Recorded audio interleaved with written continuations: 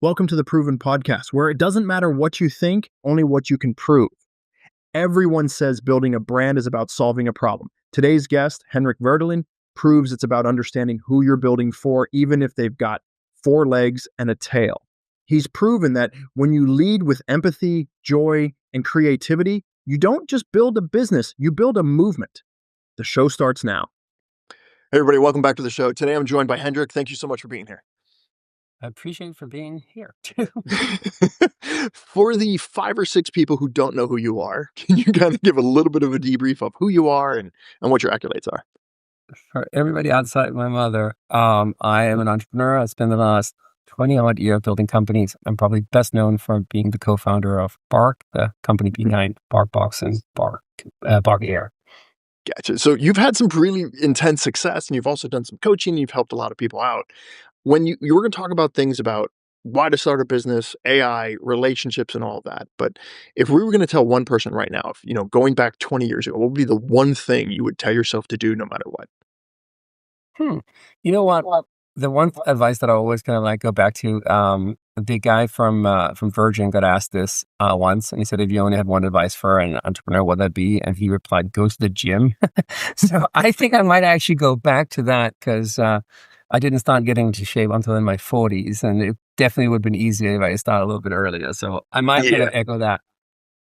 Well, shape, it depends. Round is a shape. So technically it's still a shape. A buddy of mine, he's a very large guy, and he's like, I have a body of a god. Too bad it's Buddha. So we have this conversation. So yes, I agree with you. Health is wealth. People talk about it all the time that time's the most important thing you have, and it's not. There are people who have, had polio and they're paralyzed from the neck down, stuck in a coffee can for 90 years. Health is wealth. So I agree with that. But when we're talking about building huge wealth, you've got a book coming up. And, to help people understand how you build entrepreneurship and how you build successful businesses is very different than other people that have told about it. So what is your take on that, especially when people come and they want to be kind of mentored and coached by you on this? I think, different people have different pedagogy of entrepreneurship, and I definitely have my own flavor. I think what makes mine maybe different is that if you go to take an MBA, they'll talk about marketing sizing and product market fit. And if you go to some kind of avenues of the internet, they'll talk about like how to hustle and stuff like that. The way that I think about it is that the two most important thing to ask yourself is who do you want to serve and what is the problem they have? And so if you have those two, then you basically have a lot of shots on goal. And these different ideas you have to how to solve those problems are just kind of different permutation of ideas that you can then test yourself into. But I really like not starting with an idea, but starting with a person you'd like to work with for a long time, and then what's a really mean problem they have. I use this framework. I call it sucks that framework, and it sucks that is kind of like a nice way of thinking about a problem that is meaty. And then it's a good way of kind of like just having that in your brain. So if somebody will go, it really sucks that, and then you're like, there's my business opportunity. So can you give me an example of one that it sucks that, and then that's good, and then another one that's just probably not so good? I mean, like, I'll give you one. I mean, like, you could take the ones that in my world, like, it sucks that it's really difficult to make your dog happy. It's very complicated to find the right toys for them, or it's really difficult to travel with your dog, which are some of the things that I try to solve in the business I've been involved in. I think one of the things that people should be a little bit careful about, these things I call the cocktail party problems. And these are things where people say, hey, what do you think about this idea? And then most people honestly will say, oh, that sounds pretty good. Like, people are pretty kind to you. I have this kind of little rule I call the swipe, and which is the most honest thing, which is basically, can you get anybody to swipe their credit card? Because if you come up with an idea and then people say, that's great, and you said, okay, well, I have, Square on my Venmo on my phone, or Square on my phone, I'd like to take your money, then they'll start to ask the real kind of like serious question, and you can kind of figure out if they actually believe that you can solve this problem or not. It goes to the conversation of, okay, do they want it? Can they afford it? Will they buy it? And the example I always use is Bugatti. Because when I'm normally in South Florida, it's like, does everyone want a Bugatti? Sure. People in my world, can they afford it? Absolutely. Are they going to pay for it? Absolutely not. You're out of your mind. Just why would I buy something that ridiculous? That's millions of dollars. It just make no sense whatsoever. Sorry, Bugatti. Well, in Miami where people do that kind of stuff. Well, yeah, I'm a little bit farther north. I'm in West Palm, but yeah, in Miami, people do lots of stupid. I've been to the hotel with my wife once in Miami, and we were out, had a night out, as I guess you do in Miami. And the next morning, she kind of crawled to the minibar and kind of like took the first bottle of water and then was drinking it. And I was like looking at the menu. Oh God, the price. $50 or that, and apparently it was like a gold kind of infused thing, and I was like, "What are you doing, honey? There's a sink. What are you doing?" Yeah. There's a the lot of model stupid in now Miami. of Florida is that everybody buys ridiculous things. It's see, 'cause the thing is, I know you're not American, so you're probably not pronouncing this properly. It's not Florida. It's Florida. It's DUH at the end. It's not DA. It's just duh. I've been there since I was 5. I get to say these things about the state, so deal with it. So, all right. So I do people, enjoy very much going there, for the record, though. it's Florida is it's when we only have 2 seasons. There's hot and oh my God. So yeah, the oh my God seasons are you don't want to be there. But so when you come in, you've got a different opinion about this, and you're very pragmatic about it. You're like, listen, you didn't put you as part of the factor in this. You're like, hey, who do you want to serve? And what is the massive pain they're in, and how can you resolve that? When people come to you and they mentor with you and they ask these questions, they don't understand how important relationship capital is. Can you talk a little bit more about that? Yeah, I mean, like, we've always felt that relationship capital is important, and I think it becomes back to the pedagogy of the entrepreneurs that we have. If you look at the business that I've always done, they're defined by who they serve and the problem, not necessarily by what they do. And so, Bark is a good example. We want to make dogs and their people happy, and that's been kind of like the North Star. And so, when we launched a new business after we had the box, a lot of people assume that we do cat box because they're so used to thinking of people defining their business as what the function is. Right. Put stuff in a box, send out to people. Now, we're in the business of making dogs happy, so sending stuff to cats makes very little sense. And so I've always been on that kind of way of thinking. And so over the years, we've defined this as relationship capital, which basically have 3 components to it. One is like what we call depth, which is basically how does the customer feel truly understood? Like, do they feel seen? And that could be kind of like in its simple kind of way of like, if you email the company, how fast do they respond? I think about that as like the customer effort score. Mhm. The second part is what I call density. That is, do they feel that you kind of make them part of a community? Lululemon is a classic example of you wearing Lululemon. People feel not just that they're wearing a nice garment, but also they express something about themselves. Patagonia, other kind of brands are the same thing at Harley Davidson. And the third one, which I think about as durability or the resilience layer, is do you have permission to solve other problems than the initial one that you were asked to solve? And so if we use Barkbox again, like the example could be, first, we're selling toys and treats, and the second one is that we're providing an airline service. But if you give you kind of like a kind of an example, you could think of, if I said to you, imagine a Nike hotel. You probably have imagery kind of go in your brain immediately. But if I said, now think of a Hilton shoe, you probably would have less so. And so some brands have the relationship where they're allowed to kind of offer something else than the initial product.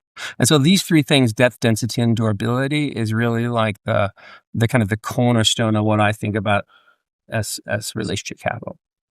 So when you're talking about relationships, you're not talking about a relationship with vendors. You're talking about a relationship directly with your client or your customer, building that dynamic and then building brand equity on top of that. Because, again, to use your example of Nike, if I said, hey, you can have every piece of inventory I have for Nike, it's yours, but you can't have the name, you would be less excited about that. You'd be like, oh man, I want the name.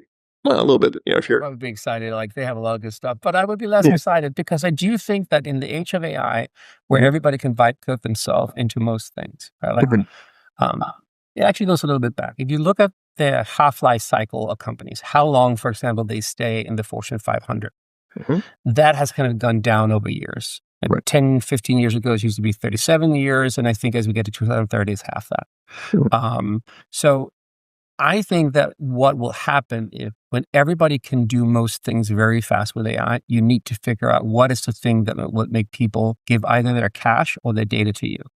And I think that basically this thing that I read a book called Sense Making, they think about as thick data, the relationship, all the things that you can't kind of measure is going to be the thing that will make you stand out. And so, yeah, sorry. So I'm curious about that specifically because I'm not a dog person. I grew up with dogs, and then my dog passed away, and it just broke my heart. So I can't do it anymore. I can't go through another one of those. But when you have someone and you're like, okay, we're going to make dogs happy. Why am I going to wait for? And this, I'm curious about your model. I can just run over to the store. I can go get a tennis ball. With cats, you give them the little ring off the milk, and they just play with the ring all the time. How did you differentiate? How do you get people to say, no, I want Barkbox? How did you build that relationship in a model that says this? Clearly, people love their dogs more than they love their kids, and God bless them for it. They call them fur babies. But how did you separate yourself? How did you have that density? How did you penetrate into there? Because I get customer service, that's relatively, especially with AI, and we'll talk more about AI in a second, rapid firing responses, making it seem like it's a real human. We've got automated agents that we're rolling out that are just unbelievable. It's gotten to the point where you can't really tell the difference on a high level from voice or outgoing calls or all of that. But to get someone say, listen, I could go to my local pet store. I could go grab a tennis ball. I can do whatever to keep my dog happy. How did you breach that barrier so that people are like, oh, I want, in your case? Yeah, I think for us, I mean, like, it starts with really, I think, how much authenticity and how much authority do you have a specific space. And Mhm. I think we had authenticity because we were solving the problem for ourselves. And the thing is that most dog toys, I guess I'm biased, that Mhm. before we came around was pretty boring. Yeah. And I think we then basically saw a few things. One is that a dog has very specific play styles, so there's a whole science to it. They have 7 different play styles, and like, you could basically figure out if they might be a super chewer, or there might be a defluffer, or a squeaker seeker. There's like different ways that you There's a whole thing. to play. Uh-huh. But there's also a thing that the energy of play often comes between the owner and the dog together. And so if the owner don't feel the toy is funny, or they Mhm. don't find any enjoyment out of it, then they don't have energy. And the dog also feeds off the energy of the owner. And so Right. one of the things that we really kind of, I think, discovered was this idea of like co-play. I think that's also the secret of, Lego and other things where both kind of like parent and the kid enjoy playing with it at the same time. Right. And so they get more play out together. I think you only really discover that if you truly are somebody who understand your customer, and the best way to understand your customer, of course, to be one yourself. And Right. so that's where we started. Now, if people buy our dog toys through us or through the local pet store, like, we don't mind. Like, Mhm. we are like Nike. We distribute directly. You can buy it on our website, but you can also go down to your local Target or your local Walmart or Chewy, just to stay in Florida. So I'm selfishly have a question. There's something called a super chewer, and what would be the best toy for a super chewer? What is that? Well, Super Chewer is some of these remarkable dogs that are very good of destroying a toy very fast. And so there's some breeds that are very good, but there's also just some like ferocious kind of like small dogs that are very good. Mhm. And so what you have to invent is a specific fabric that make it tougher than to tear the stuff apart. But you don't want to make it too tough because they can damage your teeth, right? We have Right. tried to make stuff out of Kevlar, and Mhm. then It's probably not a good idea for the you teeth. don't want that. Yeah. Super Chewer is a product line that we made that has like this special, often bacon scented infused rubber that Mhm. basically is very durable, so the dog can play for a long time, but they can also kind of like tear it apart if they really give it a go. Gotcha. Yeah. So when I was growing up, our idea of what a super chewer would be a tennis ball. We had a Roddy, and I just gave a Roddy the tennis ball, and he would just sit there and just chew on them until they popped, which was very scary whenever he broke them. Also, now, tennis balls, they're fun. We have tennis balls too, but they're not ideal for their Right. teeth. They're not. Like, for Yeah. a lot of dogs can tear a tennis ball up in a second.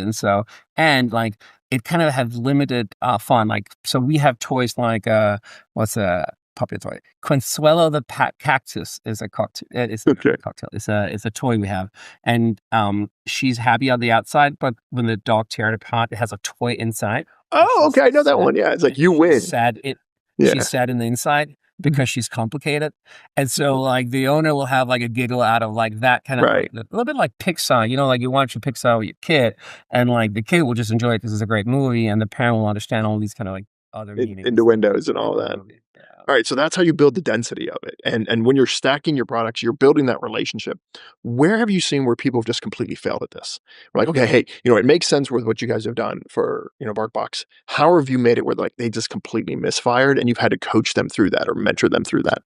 I mean, like, I think most people are feeling this because I think most people see having a relationship with the customer as a bad thing. They're like, how can we put as many layers as possible between the people we serve and ourselves? Like, Mhm. you call like whatever airline or credit card company, and they go like, your call is important to you, and you go like, that's a Yeah, right. lie. Yeah, And then they go exactly. like, please be aware because this like the menu have recently changed. With like, I've called you for 15 years, it's the same. And then, like, for you talking to somebody, like, press 3, press 8, press 2, and you're like, this is only designed to make me go away. Now, Mhm. obviously, go down to your local pet store example, then you have somebody, they kind of know you, but they don't necessarily creep you out because they don't go, hey, user 3YC, but they do Mhm. say, hey, like, it's very hot today, right? So they understand the context of where you are. And then they're able to kind of like see what you want and help you with that. And so I think that, again, back to the point of like when products and service become so easy to make, like what will make you buy something from me? And I think that is that you truly feel seen by me and that I also show that I can understand what some of your problems are and I can cater my solution to you to such a degree that it's basically almost like it was made just for you. And so that's why the book that we have coming out articulate that there will be these new type of businesses emerge, which are very much like the old mom and pop stores, but obviously living on the internet. And so the idea of a neighborhood doesn't necessarily need to mean that they're physically in your neighborhood, but it might be Right. they're in the kind of like your tribe in your neighborhood, as in like this is the Substack Reddit Mhm. that you belong to. So how do you, again, as your neighborhoods are no longer physical or geographical and they're just digital, how do you, when you're running into Substack or Reddit or emails, how do you do that? Is that when you kind of do what you were talking about before? Like, hey, there's 7 signs to your dog. People are like, wait, what? I didn't know there's 7 different chewing patterns or whatever it is to the dog. And then here we make it fun for you as well. How do you get someone to stop? Because again, we're competing with, ironically, puppies and bikinis on Instagram now and all the other ones. You're just trying to break through that. How do you break through that noise and even get to build that relationship? Because there's people as we grow up who some of us have social skills, not me. But they have the ability to show up and they instantaneously are magnetic at a party. Other people, it takes more effort to cut through that noise. There's a ton of noise out there. How do you differentiate yourself? How do you become signal versus noise? Well, I think there's some tactics we can go back to, but I think it starts with a good founder. I think one of the pedigrees of a good founder of anything is that they have what I think about as kind of gravity. They have something that's a little bit magnetic. And Mhm. we all know them, right? And like, and they're not always kind of internet entrepreneurs. Sometimes they're the people who work in our church or the people who work in our communities or the people who run the sports club or whatever it is. And so I think those people are out there. Now, when it comes to purely starting a business, 60% of Americans say they'd like to start something and only 9% does. And so you have a lot of people with gravity and real insight into specific communities that don't go and build a business. And part of the reason why they don't do it is it's incredibly difficult, but also you used to need a lot of technical expertise to make something on the internet. Mhm. And so what have happened over the last 15, 20 years is basically the knowledge that you need, what you need to know about the skills that are required to start something on the internet have just gone way down.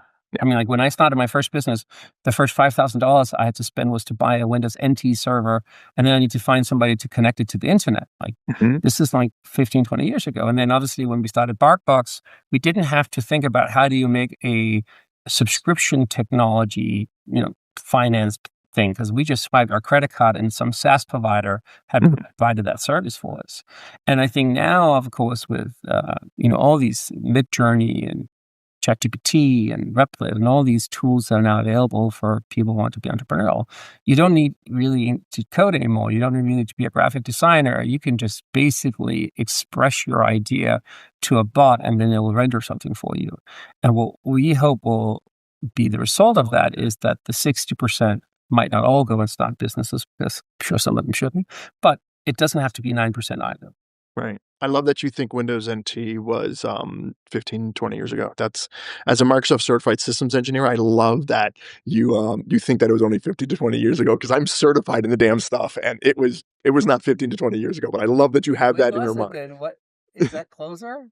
Oh no. Oh no. No. Because remember, NT was operational at the end between 95 to 2000 and then Windows 2000 came out. We still had a little bit of NT going around, but you're talking 25 plus years ago, man. So My first business, like on a server was in '98. So that there it is. kind of, There it is. Yeah, so I love that you think that's 15 years ago. Don't feel bad. I still think we have to deal with the Y2K problem that's going to be coming up. So I'm old. It's the gray and the beard that's happening. So okay, so I get that, and I get you can use technology, and I think everybody has access to technology, and it's getting a lot easier. I remember when your first websites would cost 10, 15K, and now they're free. You click, click, click, and you're done. Or you buy a template off Theme Forest, and it's $17. It just doesn't matter. I get that side. Where I'm still missing is how do we become that lighthouse in the fog? How do we really, again, cut through the noise? Because if everybody has the access and now technology isn't a hurdle for us anymore, because it's not, there's no hurdle whatsoever. I can set up right now and click, I get an email and I get an address and I get the phone number and the website's operational. I have social media posts and I can use Midjourney and blah, blah, blah. All of that works. How do you still become that beacon? How do you become that light? I will say, and this might be a little bit controversial. I think one of the best places to go is to buy ads on one of the social media platforms. Mhm. If Facebook can't find your customers, Mhm. then you're very unlikely to find them yourself. Yeah. And so then the question then becomes, can they find them cheap enough for you to have a business? And so metrics that we normally look at is your CAC, so how much does it Mhm. cost you to get a customer, Mhm. and your LTV, how much money can you generate out of the customer in the lifetime that you have them, right? And you need you would like to have a 3 times kind of like CAC to LTV. Minimum. Yes. And I think you'd like the payback obviously to be immediately, or at least like within a period, like ideally within a 30-day window, because then you can basically put on your credit card and get it paid back. And so many times I feel that people have an idea and basically they can, by running pretty simple tests, figure out if the CAC they'll be able to buy in Facebook is within batting range of what they'll be able, with what they can sustain if this actually works. Right. And most people don't. Now, CAC will always like slowly creep up. So you need some room. And you can definitely run a smaller business where you just do kind of different social hacks and stuff like that. And you have organic traffic or SEO and stuff like that. But a real fast way of testing if your thing kind of has legs is basically to pay $50 to Facebook, 1,000%. see like basically an ad work, and then see what it will cost you to convert a customer. 1,000%. Yeah. And I think the other ways and people reject this a lot, but just to be a little controversial. First off, I agree with you and understand your CAC is going to be vitally important. Also, I love that you snuck in. You could just put that on a credit card. I can't tell you how many points I've got by doing this and just constantly running the stuff through there. I'm like, whatever. I'm like, where do you want to go travel to now? So it's one of the hacks that I'll come give with you a it. fun story of that. So when Bark was just we were about 100 people. We flew 100 people to Florida to go to Disney World on nice. our Amex credit card, because There you go. basically we had everything All the going points. on the Amex card. Absolutely. Thank God for Amex on that one. But there's also so I agree with CAC running your ads, but I'm a huge fan of influencer marketing, the idea of inherited trust. Because if I walk into a room and I say, I'm amazing, no one listens to me. If I walk into a room and a complete stranger says, he's amazing, there's a massive amount of trust that I get. And if you know that influencer A has your audience, just go pay them. To say, listen, this stuff's great, go do it. It'll just speed up your process, and then it'll go back to your swipe conversation. Will they be willing to spend money? I agree with that. I think influencer honestly had a bit of a bad rap to start with. I think people a little bit poo-pooed them in the early days, and I think that was like a big mistake. We were lucky that our influencers had 4 legs, and so a lot Makes it a lot of easier. the influencer dogs that we got to work with at the time, nobody really took them serious. But like if you go to who's a good one? Tuna Melts My Heart. There's a quirky looking dog out there. She has millions of followers. Courtney, her mom, is an incredible human, and we worked with her a lot, from when Tuna Melts My Heart didn't have that many followers and all the way up. I think Bark had at one point hundreds and hundreds of influencer dogs, on payroll. And so I very much agree with that. Yeah, just it's the easiest. We talk about this all the time. There's 4 ways to get an audience. You build it, you borrow it, you buy it, or you beg for it. And only 2 of those work. And I'll let the audience just listen to the rest of this episode, and you'll figure out which of the 2 that we like. You should have figured that out by now. All right, so you get that audience, and they're excited, and they're still, they're going through the process, right? They're going through the 5 stages of awareness, and they're going through this, and we're hacking the system because we're using our credit card, and we're using influencer marketing, and we're doing that. In the book, you continue to talk about how to build this. What is the next step that you review specifically in the book? Because I know you got it coming out. When is it released, by the way? 12th of August. Okay. So I think if you take really like, if we really kind of like atomize our process, it started by figuring out who can you be bothered talking to for 12, 10, 20 years. Like, who's somebody, and it's often somebody that is close to you. It could be yourself, but it could also be like, a peer or somebody who's experienced something like you. The second thing is this problem we talked about, it sucks that. Then we do something we call signal mining. The signal miner is that kind of CAC discovery phase, as we say. We basically put up landing pages and we buy ads and we say, we articulate the problem, and then we make that ad, we give it to Facebook, and we basically see how much just we generate, like people come into it. And often we have some kind of landing pages that create some kind of like promise or some kind of like value exchange. And we often like doing what we think of as a service system where we say, well, can we solve this manually first? And so if this is about sending you a box of toys, in the early days when we only had 70 customers, I didn't need like a big algorithm. I could just basically find products myself and then send it out to you. And so we try to kind of like walk ourselves more and more into these businesses under kind of an umbrella that we call an easy start with a big finish, that a lot of people get very kind of big on what is the big vision of the idea and how they're going to solve all these big problems as they scale. Right. The reality is that most businesses never get there. And so I really, really like kind of getting over the very first long mile, which is, can I get anybody to buy anything? And can I basically kind of like totally kind of handheld kind of fix it for them? Because if I can kind of get that like flywheel to work, then often I can come up with kind of smart ways of making sure it becomes repeatable. So when you're going through and you're building this, are you A/B testing, or do you sit there and you write down different text, or is it just one funnel at a time, or how do you figure out what that funnel is going to be? I think just in the early days, it's just very, very dumb and very manual. Like A/B testing, I think, is clever, but at this point, I think A/B testing is probably more kind of good for optimizing things. This is when I want to increase the CAC and stuff like that. I'll give you an example with Bark. When we came in with Barkbox, I bought a template on WordPress. I can't remember, you mentioned like a template provider. I went on Upwork. I had wireframed like something of what I wanted to look like, and I had somebody on Upwork basically make the first version. And so I managed to kind of stumble myself into having it on my phone. And we walked down to the dog park and we asked people, what do you think about this? And they say, oh, that looks cool. And I go like, I have to grab my phone. Do you want to buy it for $25? And they go like, oh, wait. Then they give you all the questions, right? Right. And then we ended up having 70 accounts. And obviously, as I went around and pitched it to people, I would like change the pitch a little bit. And based on the thing that people were asking me, I would kind of change how I would position it a little bit. Sorry. So I would do more. So it's more kind of like just, I think of it as stone carving. Like you have like a rock and you're basically trying to figure out, is there there? Right. And so I'm kind of like measling away and trying to see what this thing will look like. A/B test kind of for me is more in the world of like, I kind of know what it is now. And now I just need to make sure that I have the optimal way of positioning the problem, or optimal way of positioning the product and stuff like that. But maybe I'm just not smart enough, but like A/B testing come later in my world. Yeah, I love that, they asked Michelangelo, like, how did you build the David? He goes, I just took away all the parts that weren't David. And that to me is just what you're talking about. You just chisel away at it. Like, there it is. That was just underneath. You just had to figure out to get there. I was so going to steal that quote. That was such a way better way of saying it than I did. Yeah, it's okay.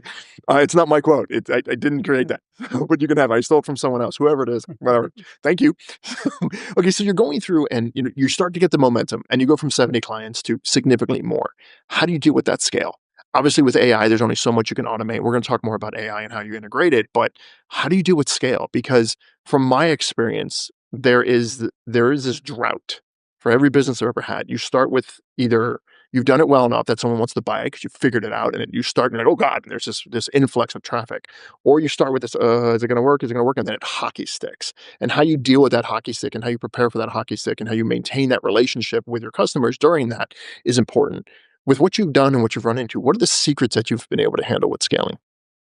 I think, like you, it probably for me had gone more in step functions, right? Like you do a little bit and then you get to the next kind of like step. And I will say that a lot of the things that I worked on that worked it worked pretty relatively fast, or at least like you felt there was like a signal or like some sizzle there.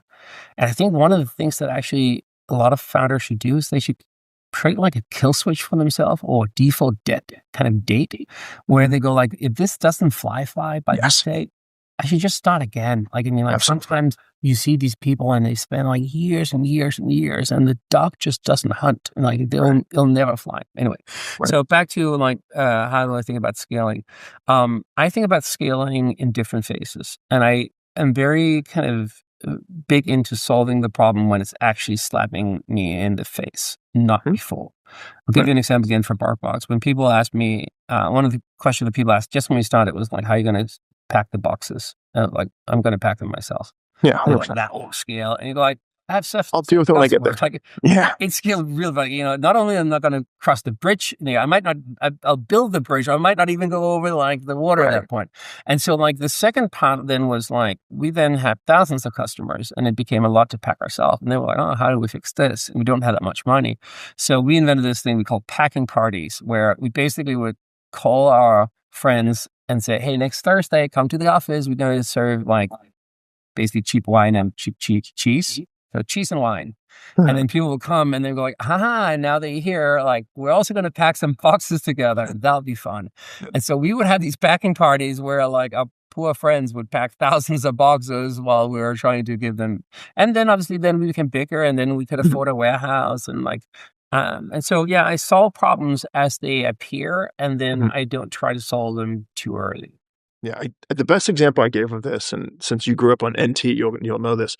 There was a video game called Mike Tyson's Punch-Out on NES, and everybody was so focused on how to beat Mike Tyson. And none of us ever got to the point of beating Mike Tyson because we didn't beat the 3 guys or 7 guys you had to fight beforehand because we never got past that. So fight the guy in front of you. We've always said that really well. So very, very much the same thesis. And I think then, there are obviously problems that becomes difficult when you scale, but I think I kind of almost rather have scale issue than momentum issue. I think 100%. Once you lose momentum, then like you're really, really in a bad shape. But like once like when you have the problem that everybody's like just trying to buy your product and you can't make or ship or your server is breaking down to produce enough, like that seemed to be a problem that most people solve.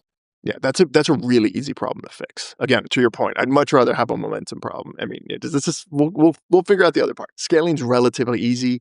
It's either out of pocket or out of hide, and that's. But I think it's such a good question because everybody talks about it all the time. Yeah, how are you going to scale? I'm like, I don't know. Deal with it when I get there. It's like, how are you going to fight the fight that's in front of you? You'll get there. And then I love what you said earlier, where it's like, listen, give yourself a day that's such a pull-out day. At the end of the day, if you're not doing this at this point, just stop. Just move on to something else. I think that's so important. I mean, I honestly am pretty promiscuous about ideas and businesses.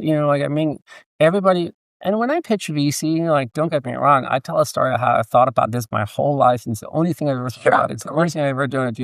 The reality is, 36 hours earlier, I was kind of thinking about these 8 other ideas that kind of intrigued about.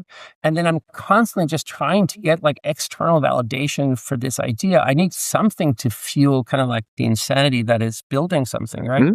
And that, I think, the best one is, of course, from customers. Like, if customers really love something, then it's very seductive. But otherwise, you have to find it from other places. And so I do think that people should find something where there is momentum, not like in the first few days, but like maybe first couple months, 6-8 months, anything beyond 6 months, you're wasting your time, in my opinion. I think so too. So I think this default date is one that's pretty healthy. Gotcha. As someone who's been a VC in the past, I don't care about your stories. Just show me numbers. For the love of God, just show me numbers. So I don't care if you've been thinking about it since you were 5. If you guys are going to pitch, yes, get your Sequoia deck, make it pretty, but I don't care about you or your story. Just show me numbers, for the God's sakes. I'm doing this to get an ROI, please. All right. So once that's done, let's talk about AI. You've talked about how heavily you are into it, and you wrote about it in your book. Walk me through that. Walk me through how you see AI changing things, changing jobs, changing the market, changing business, changing entrepreneurship. How do you see it changing things?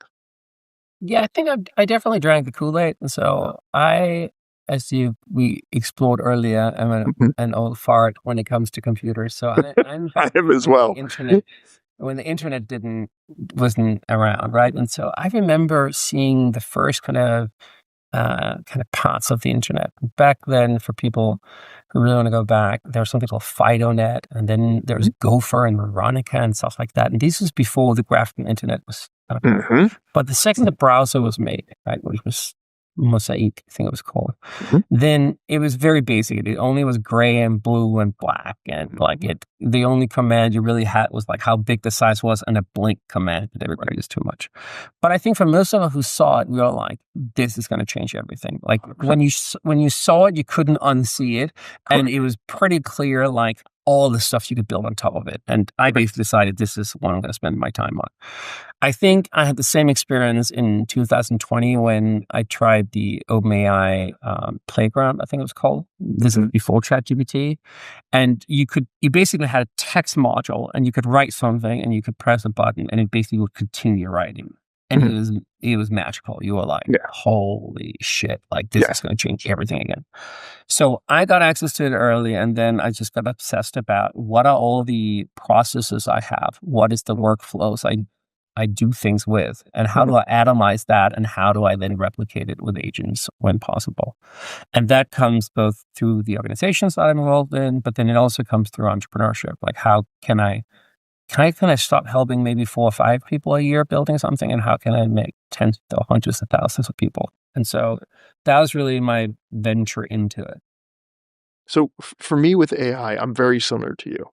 For me, it's, again, I was there when the internet was just starting. I remember the first time I saw an ad that had a web address on a billboard, and it had the HTTP. I was like, oh, that's adorable. They have no idea what they're doing. It's like they think that that's important. I remember people like, oh, I have to get a domain. I don't want a domain. I remember thinking, okay, that's going to change things. That's not how I feel about AI in any way, shape, or form. For me, AI is to humans as fire is to humans. It is going to fundamentally change our entire experience across the board. And the head of NVIDIA came out recently, and he said, my job is I'm going to have AI replace every job or change it. That's our purpose. And I firmly believe it's going to do it. Now, how are you learning how to weaponize AI? Because in my opinion, there's going to be 2 types of businesses. Businesses that use AI and businesses going out of business. That's the only 2 that you're going to have. Yeah, I agree with that kind of directional sentiment. Here's the thing, and this, you can kind of cut me short if it gets a little bit too philosophical. I run a podcast with a Stanford professor about AI called Beyond the Prompt. I spend a lot of time thinking about it. And the more that I understand AI, the more I understand the way that we become good at it is to understand people. Yes. This is basically a tool that if you understand how to codify it, how to articulate, how to kind of go from thin data to thick data, then you will really get an Iron Man suit. And I was talking to the CEO of The Atlantic, and he was talking about saying, if you, it's like an Iron Man suit, and if you can bench press 200 pounds, then with this you could do 2,000. But if you can only do 100 pounds, then you can only do, let's say, like 500 pounds. And so it is really exponential technology. And so so I think, and back to the point of the book, that the more that I understand how you connect with people, how do you create an emotional reaction, the better I think I can use AI, because AI don't care about anything. It is just a statistical model. And so I need to basically codify things that are special, things that are unique, things that have taste, things that has ethics, things that have originality, all these words, which we all intuitively understand what it means. But if you try to basically create a metric for a machine to do that, it'll kind of give up. Right. Oh, I think understanding behavioral science and behavioral economics is huge going into this, because if everybody now has the ability, to your point, to websites and servers and copy and funnels and blah, blah, blah, blah, blah, what is the differentiator? Just like with Barkbox, how do you set up that differentiator? So for us going into a world with AI, you have to understand that if I want you to drink more wine, you were talking about cheap wine earlier. If I want you to drink more Italian wine versus French wine, when you go to buy it, I'm going to play Italian music in the store. Your chances of buying is going to be exponentially more. If I want you to buy more French wine, I'm just going to play French music. So we know that human beings are influenceable. Now that we have to that next level, being understanding your customers on that level, again, to your point, what's the differentiator? There's 7 or 9 different types of, play styles, which didn't know that until this conversation with puppies. I think if you can learn that, it changes. Now, what are the tools that you're using the most? What are the ones that you're like, okay, this is. I mean, obviously ChatGPT because no one writes emails anymore. But and by the way, ChatGPT, if you guys can get rid of dashes, that would be really helpful. It's really annoying. You're putting dashes and So everything. what is the whole like emoji con Thank you.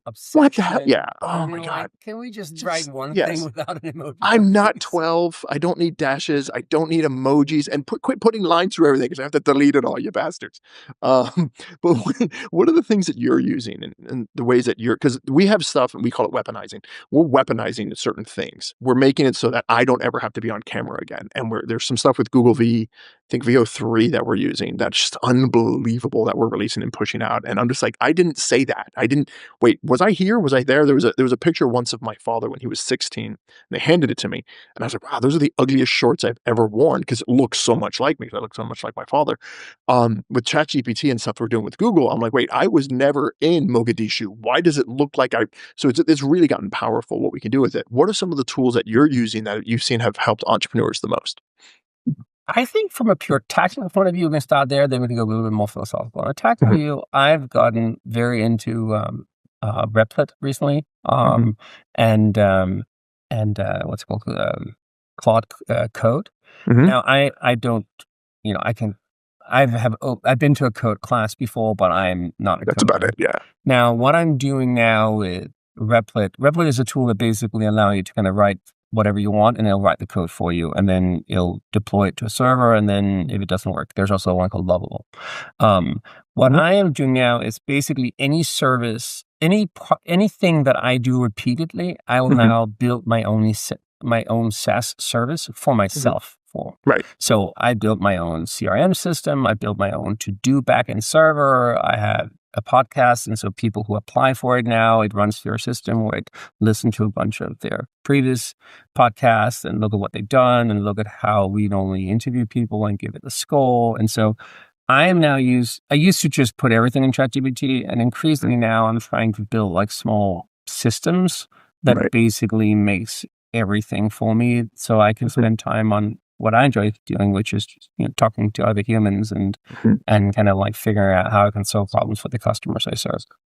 Gotcha. Which one has been your best ROI? Because my best ROI is not AI. It's weird, but it's not AI. ROI is a Google script that I got Claude to write that looks at all my newsletters I get in within a 24-hour period. And then it basically writes a short summary on all these different ones in bullet points using language I enjoy. And then it highlights anything that might serve any of the specific business objectives I have for that quarter. And so I only read one newsletter every day, and that's that. And then when something kind of piques my interest, I go deeper. But I do now get like a pretty large amount of newsletters come into my inbox, and then I kind of use them like this. Use your tool to simplify I used to it. just be overwhelmed. I used to kind of subscribe to them, and then I see it once in a while, and I go like, oh, I should have read that. I probably should have read that, yeah. I just don't. Yeah, it's information overwhelm. When you're going into and you wrote the book, everyone, and people don't understand this when we write books as authors, we are so insecure that we dump all of our best knowledge into the book because we're like, please, I hope this is at least good. What is the biggest takeaway that you want someone who has your book to implement immediately? Well, I think the first one, if you listen to this and have this inkling about, I'd like to start something, I just don't know how to, is to start something. I mean, like, there's just so many people. Let me go on back. I think basically, if you look at the US, the whole backbone of the country is our entrepreneurship. If there's one thing that we as Europeans are more impressed with than anything else, it is just the entrepreneurial optimism that this country have. And it is just incredible. And there's nobody else in the world that has that. Now, I think that a lot of people then go around and just say, hey, and so you build like a whole country based on like all these small businesses too.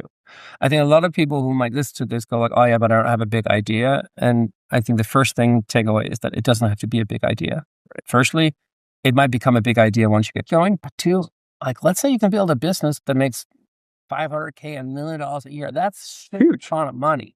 I Huge. mean, like, that's not a venture backable business. That's not something that's going to put you on the cover of Fast Company, but it's Who a cares? very, very nice life to serve somebody and make a decent amount of revenue out of that. And so I would say if there's one takeaway is like, if you have even like a little bit of an urge, like just get going.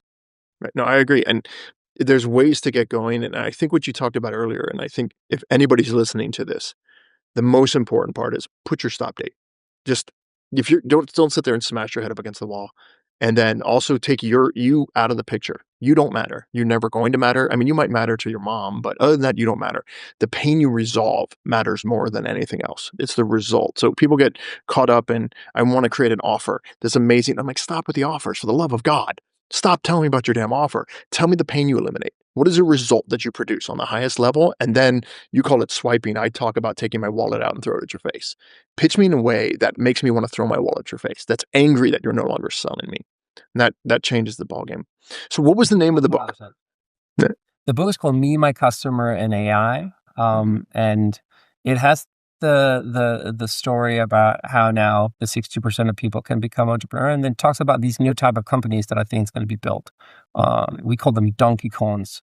And they're not unicorns, they're donkey corns. They grind like mules, but they party like unicorns. And so they're a different breed. And I think of them as kind of like two people companies, $1 million turnover, that kind of like thing. And the third kind of part of the book is this relationship capital. What do I think are some of the ways to build a moat in a world where everybody can build anything with AI?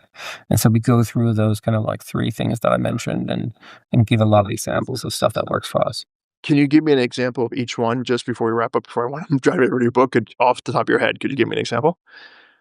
Yeah, like I think on depth, for example, with Bark, like a good way to feel seen is that we as founders still kind of like read the email, like customer support. We still kind of heavily involved in those kind of things. And our biggest team is our customer support team. It's in Columbus, Ohio, where people are naturally very sweet. And so we spend a lot of time making sure that that when people talk to us, they feel truly seen. On the density share, I think a good example is probably how much people share content that we make, and how engaged they are in our products. And we don't see it only as a success that people kind of like listen to us. It is that we kind of have a omnidirectional relationship.